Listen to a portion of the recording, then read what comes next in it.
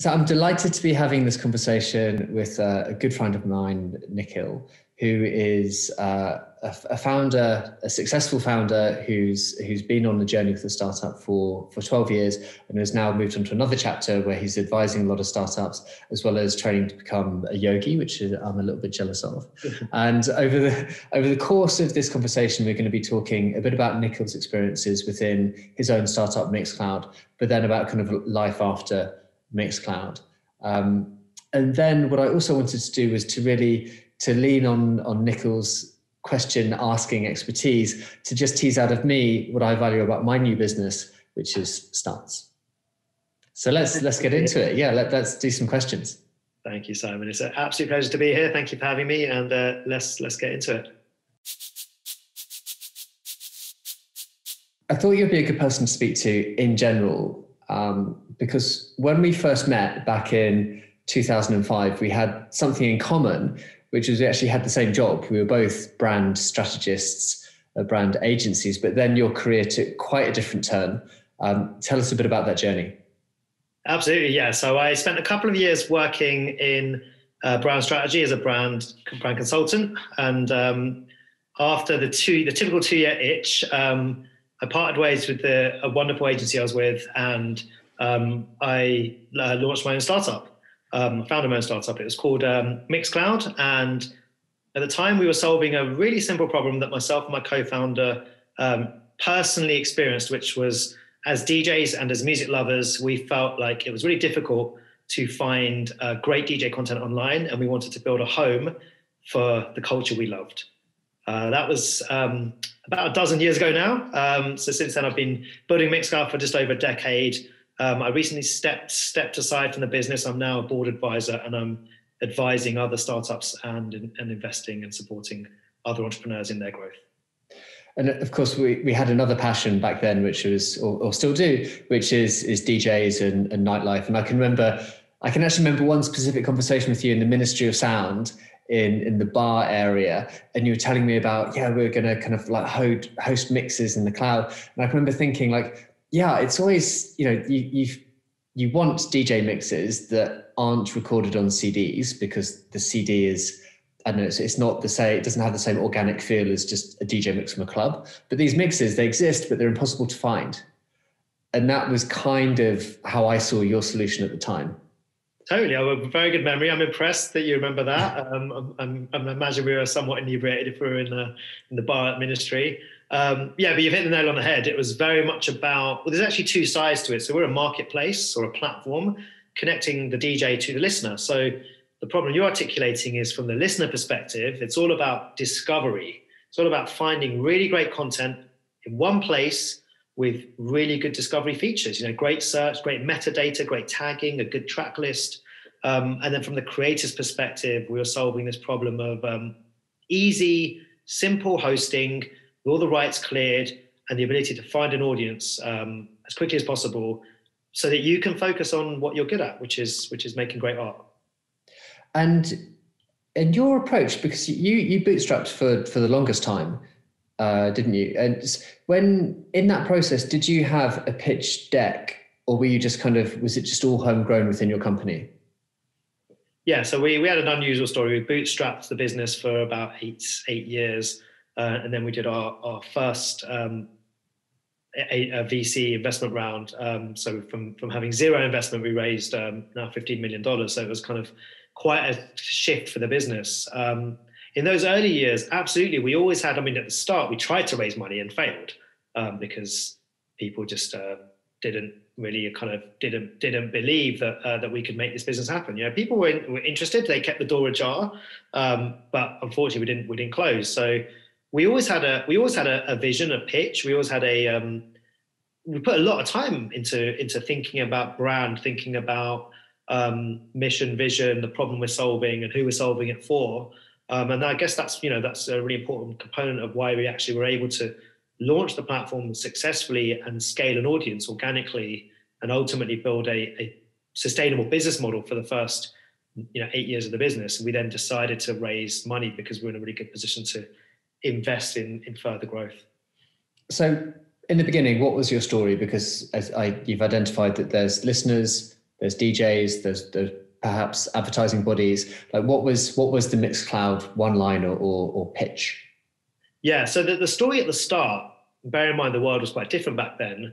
There was no simple, easy place to host and discover. The story was very much about quite a functional pitch around a safe place to host your content, and for listeners, like one easy place to find a community. So we described ourselves, our one-liner then was the home for, what was it? The home for online radio. I think it was something like that. And we actually at one point, our tagline was Rethink Radio, because we actually moved broader than just DJ culture. What we realized was that Mixcloud was relevant for, if you're a radio presenter hosting a program about, the top 40, or a specialist jazz show, or even a talk program. A lot of our early users were actually hosting podcasts and speech radio. And one of the really important things when you're thinking about brand and vision is what's your target market and how big is that market? We identified very early on that radio is bigger than DJ culture. So our tagline was Rethink Radio, making radio more democratic, social, and discoverable. And then, even the word cloud at the time is, there's a lot of clouds these days, but at the time, even the idea of, there's a cloud and stuff can go in it. So Mixcloud is the kind of the clues in the name slightly. Yeah, exactly. There was a kind of, it's somewhat of a functional name if you think about it now. Ironically, we don't actually host our content in a cloud. We have our own managed servers, but that's a technical point. But yeah, the name suggests that there's this whole wealth of content that you can access really quickly at ease. And bear in mind, when we first launched Mixcloud, it's mad to think that just over a decade ago, there was no Apple App Store. So we launched before mobile apps. We were very much, initially, we were a website only. And it was a couple of years into the journey that we launched our first iOS app. And of course, now, really the dominant usage, dominant consumption of Mixcloud is on the go and on mobiles. So what were some of the things that changed in the landscape? I guess Arch Rival, perhaps, SoundCloud. But when did Spotify launch? We were all kind of coming in at around the same time. So I think you've got to think of it as the kind of the orthodoxy. The paradigm at the time was that the internet was full of piracy websites, and people trying to share and download content would they either did it illegally or they just have to share using file sharing services with their friends. And so we were all solving a similar problem around hosting things in a cleaner environment with a better user experience. And some of us were solving the rights challenge. Some companies, I won't name names, chose not to think about the copyright side of things. But yeah, if you take Spotify as a direct example, in some ways we're solving the same problem, which is that the piracy was rife in the music industry, but they were focusing on artists and tracks and albums, and we were focusing on long form audio, radio shows and DJ sets. And just, not to name names, but just to talk about the rights issue a little bit. So in your eyes, the right way of doing things was making sure that the artists get rewards for their work. Yeah, absolutely. A really major part of our values and our ethos from day one was really all about remunerating the underlying creators of the music. A DJ's job is to curate and select, but they're standing on the shoulders of the giants, which is the artists that they feature in their mixes in their shows. And so we really worked very hard to understand the complexity of music rights and how we can create a platform that has all of the underlying rights cleared so that it becomes a safe space for the creator. And that actually remains a really core part of our value proposition and our brand to this day. And then if we talk a bit about the journey, I'm going to recall another conversation, but it wasn't with you. It was with Nico, your co-founder, and it was in Prospect Park in Brooklyn. And yeah, I use Mixcloud. And I said to Nico, I pay Nick Francis, who hosts a show called Quiet Music, I pay £5 a month just because I rate him. Like the money, yes, maybe you got access to stuff on a few more platforms or a bit earlier, but it wasn't, I mean, the experience wasn't significantly different, but I just really valued the work that he was doing and I really appreciated his show. And Nico at the time said, oh, that's really cool, because actually what we're starting to see is these communities growing around specific artists. And then is that a segue into kind of the next chapter of Mixcloud, which is maybe the current chapter? Yeah, absolutely. Yeah, great. So that's a really great introduction to that. And I love that you, I remember having a conversation with you about that same example with Nick Francis. So you were actually quite unique in that you were a very early supporter of a specific DJ community as a paid member. And we saw that insight. So, you know, being at the coalface, building this business with the DJs and with the creators so closely, we really started to identify what their frustrations and their challenges were. And we started to really think as the business evolved after the first 6-7 years, like what are the new problems that we're really trying to solve, because the landscape changes, right? And there's a couple of things we started to identify with. One was that I guess this is the things that we felt were wrong with the world, the problems that we were trying to solve. One is that social media and with the kind of changing landscape of content consumption, there was just increasing, and with a lot of streaming platforms and music, there was this increasing shift towards shallow relationships with creators and with artists. But with Mixcloud, we were a long form, and we actually built a platform that was really based around a depth of a relationship. It was really quite common for us to have listeners that would spend 3 or 4 hours a month with an individual creator, which is really, really unusual in this internet of short attention spans. So we were bucking that trend of short attention span. And then the other thing we started to think about is like the internet economy and this, what is now called the passion economy, what is now a quite major trend, coined by Andreessen Horowitz, the passion economy, which is the evolution on from the gig economy. It's this new wave of creator-led businesses or platforms for creators that allow them to generate revenue streams online directly from their biggest fans, their biggest supporters. We really felt like within music and DJ culture, and Spotify is part of this landscape. But if you think about things like YouTube, the whole of the game was focused around scale and not depth. To make significant revenue from ad funding on YouTube or from streams on Spotify and the rest, you have to have millions of fans. But there was a narrative that was emerging increasingly, coined by the editor of Wired magazine, that was called the 1,000 true fans concept. And it was all about this idea that to be a creator in any field, whether you're a craft developer, a wooden spoon maker, a digital artist, or a musician, actually don't need millions of fans to be successful. All you need is 1,000 true fans that care about everything you do and support everything you do.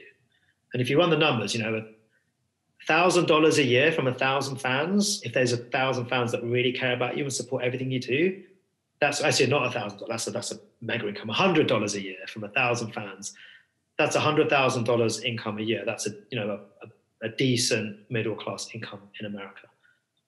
So that's what we started to move towards with our select model. We started to think much more about, okay, we've built a platform that helps people express themselves and build an audience.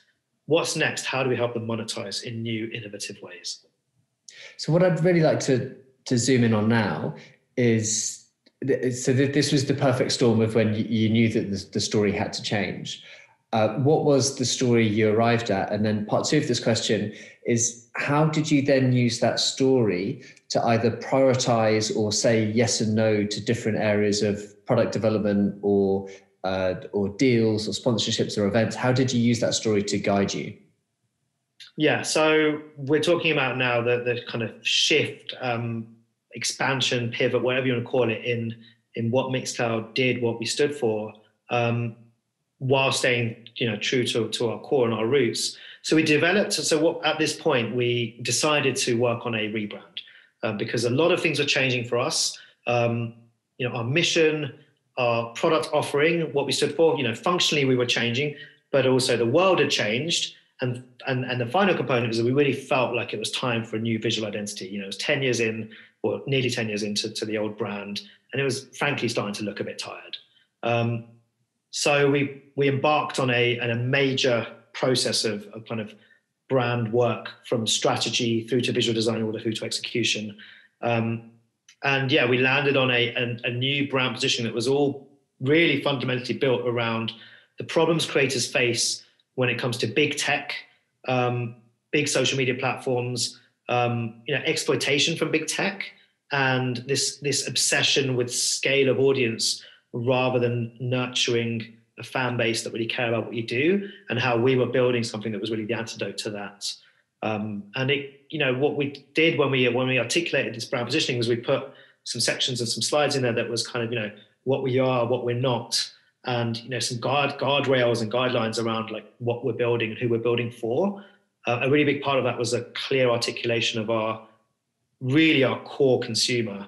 And honestly, this work is ongoing. Even we did this rebrand 12 to 18 months ago, and we still continue to refine and crystallize, especially around our ideal customer profile. So visually it looks great. Like if you go to Mixcloud now, it looks really smart. But in terms of so if you were to just bump into someone in an elevator now, who would you say Mixcloud is for, and what would you say it does? Yeah, so our one-liner at the moment is the global community for audio culture, which is more of a kind of consumer-facing tagline on the website, which is really to communicate this idea that we are about, what we love about that line is audio culture is a line that we really want to own, because it feels really broad and aspirational. It's bigger than just music. It's bigger than DJ culture. This idea of audio and the culture within audio, which is growing and becoming more and more important every day.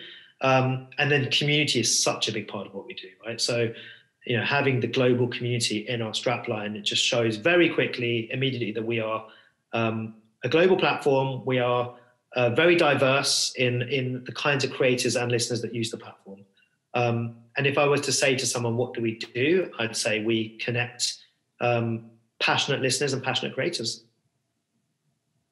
So just to paint a picture for people who are listening to this, I think of big DJs, but can you give an example of maybe a slightly off the beaten path artist, and maybe a slightly off the, do you have lots of ideal customers, or is it one ideal customer, but the bit that changes is their musical taste?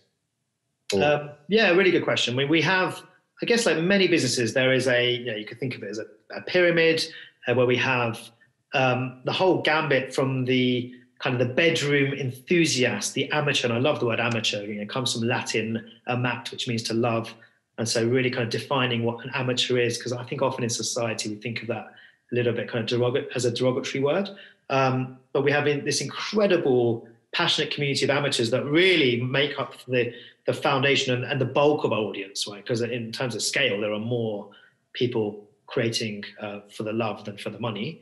And then as you move up the pyramid, you start to get to the kind of the local heroes and the mid tier, and then as you get up to the top, we've got our kind of global stars and internationally known names. And Mixcloud works across the pyramid, and I guess they all use the platform with slightly different needs. Some of them are they have a massive audience and they use Mixcloud because it just allows them to connect and stay connected to that audience on a regular basis really efficiently. And some creators use Mixcloud more to discover and find an audience. Cool. And then, of course, you can layer on the monetization elements. So some people care about generating revenue from their fans, and some people don't. So we're trying to build an open marketplace with a bunch of features and a bunch of tools that allow different creators to get from us what they need. So in a super simplistic way, the journey went from hosting stuff online to creating communities and passionate fans. So within this course of 10, 12 years, the story has changed. Now just so to recap now, you've got a role as a startup advisor, an advocate and friend, a trusted person for whom people can reach out to for advice. When you meet a startup, are you able to recognize their state in the journey? And what's your advice to them with regard to brand? Yeah. So, first thing I'd say is that unsurprisingly, I am a big believer in the power of brand. Someone who worked as a brand strategist and as someone that has implemented a strong brand within the company that I founded, I really fundamentally believe in the power of brand. Often with a startup, the story starts a little bit earlier, where when I get involved, I'm often helping them with crafting their pitch deck, which is usually what they are using to raise investment. And so, already immediately within that pitch deck, there is an element of an articulation of brand, because pretty much the first 2 slides you see in any pitch deck is problem solution. What is the problem that we are solving, and how are we doing that? And the nice thing about crafting a pitch deck is that you have this typically quite kind of, well understood narrative and a finite number of slides where you've got to articulate really clearly, what's the problem, what's our solution, how are we different to the rest of the market, what is the market itself, what's the market opportunity, what's our go-to-market strategy and growth strategy, who's our target customer. So all these things that actually end up being part of a brand strategy, we initially, when I usually get involved, we're starting with the business strategy. And I guess a reason why companies turn to external help is because it's difficult to find original language. There's a fine line between using language that describes what you do, but at the same time, there's a desire to be different or relevant, or to embody a slightly different personality. If I think about SoundCloud versus Mixcloud, there's a lot of similarities, but within that, you need to find language that draws a line between those 2 platforms. When you meet these startup founders in their pitch deck phase, do they have a good handle on that? Does the difference come through, or do you think this is something that businesses always need a bit of help with? Yeah, and just quickly on the SoundCloud versus Mixcloud one, it's a really crucial question, and that was one of the big parts of our brief was, at the moment, initially we were both companies with cloud in the name, and both of our logos were built around the cloud. So one core part of our brief was, well, look, let's actually shift the focus of Mixcloud towards the mix and away from the cloud, and of course, completely shift our visual identity. And alongside that, the changes we're making to the product offering. We very rarely are now confused or compared with SoundCloud, because now Mixcloud is, we have a video streaming offering, we have this kind of paid select op model. They actually have grown apart quite a lot as products and as brands. Well, and just referring back to an earlier question, that was, at what point do you use your story to guide product development? I think rewind. I certainly 6-7 years ago preferred some of the SoundCloud functionality to Mixcloud, mainly just the way in which you could comment at different parts in a mix. I really enjoyed, and Mixcloud never had that, or it kind of did, but it was more of a kind of, it wasn't quite as real time. And now if you go to Mixcloud, it does have a completely different vibe and a completely different feeling. So you're right that it's less of a feature function comparison. It's much more of the Mixcloud experience is more of a community vibe, whereas the SoundCloud experience is, I guess, more of just a kind of listening to a stream. And it really, and also more than that, it's more about now a utility for creators to distribute their music. Yeah. That's what they are focused on. So your question, let's go back to your question. Well, so the question was really about the state of founder stories when you meet them, and then I guess some of the help you give them, actually, just in terms of getting that story straight. Usually we're working into the business strategy rather than the brand strategy to start with, but they very much are answering very similar questions, and the output will end up informing brand in a big way. I like to use this phrase, working in the business versus on the business. It's something that some of my advisors along the way have said to me. And I think as an advisor to other founders, a big part of my job is to help them zoom out from the day-to-day and work on the business rather than in the business, right? And there's another phrase that people often use, which is that the day-to-day, the flurry of the day-to-day can be the enemy of execution. So when we're working on, the pitch deck, the macro narrative, Often my job is very much to kind of get people to zoom out from the detail, really precise definitions of it, and over communicating what we do and over complicating it, and really trying to like summarize it up into like, what is the core problem? What do the consumers and your users really care about? What are the main things that we're doing to change this? So yeah, simplicity, clarity, and then a lot of challenging around the kind of ultimately the size of the target market and our strategy to win. So something you just said there brought back a memory. So you and I have been working together with a charity that supports dance quite recently, and we've been on this journey where the people in the business, there was definitely a desire to move forward and move away from what they knew, but it was almost like there was a magnet that was kind of like pulling them back. So in one meeting we'd have, we're really going to move further away from what we've always been known for. And there was a lot of excitement and enthusiasm about being more of a specialist, as it were. But then in the next meeting, it was something had happened behind the scenes and they were like sucked back in again. And they were kind of like really kind of wed to just what they knew. And you would just describe that can often be the hardest thing, is just stepping outside of the everyday and actually making a break for it and just not getting pulled back into what you know.